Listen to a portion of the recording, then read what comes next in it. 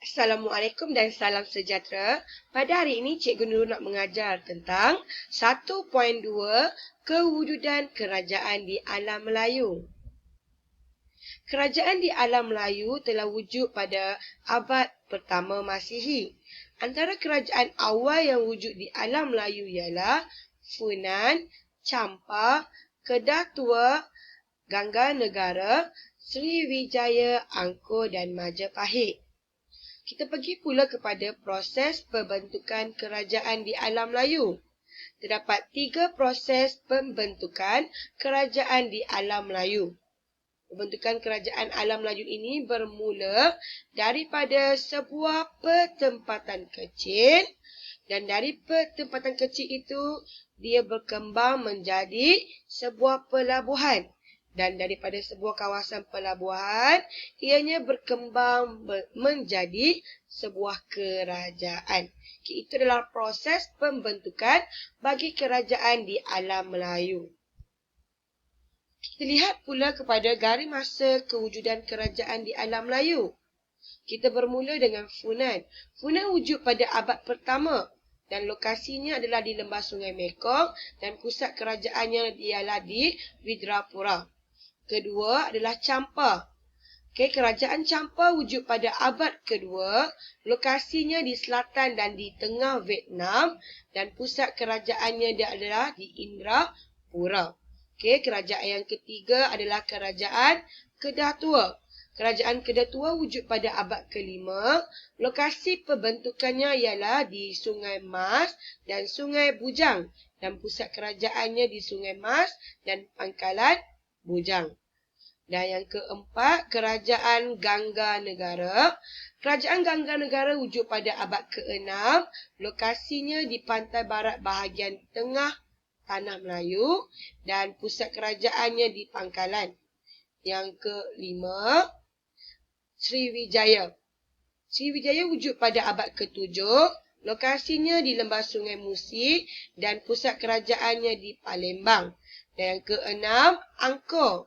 Kerajaan Angkor wujud pada abad ke-9, lokasinya di lembah Sungai Mekong dan pusat kerajaan dia di Harihara Laya. Dan yang ketujuh, Kerajaan Majapahit. Kerajaan Majapahit wujud pada abad ke-13. Lokasinya di lembah Sungai Beratas dan pusat kerajaan dia di kota Trowulan. Ini adalah garis masa kewujudan kerajaan alam Melayu secara kronologi. Selanjutnya kita lihat peta menunjukkan lokasi kerajaan di alam Melayu. Yang pertama Funan, kemudian Champa, Kedah Tua, Gangganegara, Sriwijaya, Angkor dan juga Majapahit. Ini adalah lokasi terletaknya kerajaan alam Melayu.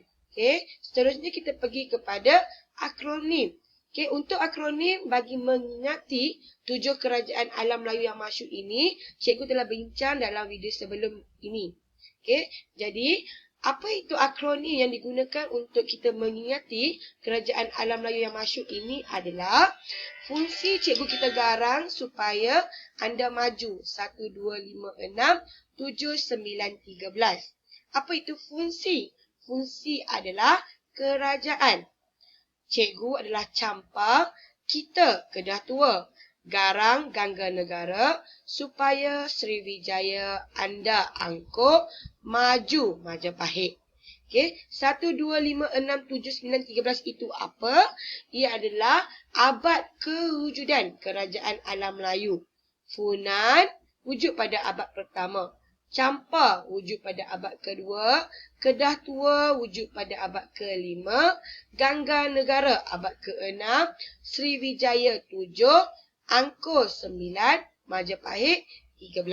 Jadi, untuk mengingati 7 kerajaan alam Melayu yang masyhur ini beserta abad kewujudan secara kronologi, pelajar boleh mengingati akronim yang telah cikgu buat, iaitu fungsi cikgu kita garang supaya anda maju 1, 2, 5, 6, 7, 9, 13.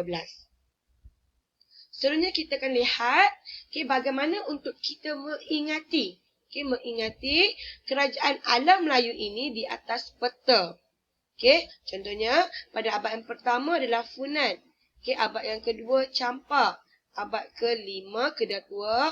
Abad ke-6 Gangganegara. Abad ke-7 Sriwijaya. Abad ke-9 Angkor. Dan abad ke-13 Majapahit. So, bagaimana kita nak mengingati kerajaan alam Melayu ini di dalam peta? Okey, kita bermula dengan Funan. Funan, Champa, Kedatua, Gangganegara, Sriwijaya, Angkor, Majapahit. Okey, titik, atas, bawah, bawah, bawah, atas, bawah. Okey, Funan, Champa, Kedatua, Gangganegara, Sriwijaya, Angkor, Majapahit. Okey, titik, atas, bawah, bawah, bawah, atas, bawah. Okey, sampai di situ saja penerangan cikgu untuk 1.2 kewujudan kerajaan di alam Melayu. Kita dapat 7 kerajaan yang wujud di alam Melayu ini. Yang pertama adalah Funan, Champa, Kedatua, Gangganegara, Sriwijaya, Angkor dan juga Majapahit. Sampai di situ saja. Sekian, terima kasih. Murid-murid jangan lupa subscribe YouTube Cikgu Nurul supaya murid-murid dapat menerima lebih banyak lagi video di masa akan datang. Sampai ketemu lagi. Bye-bye.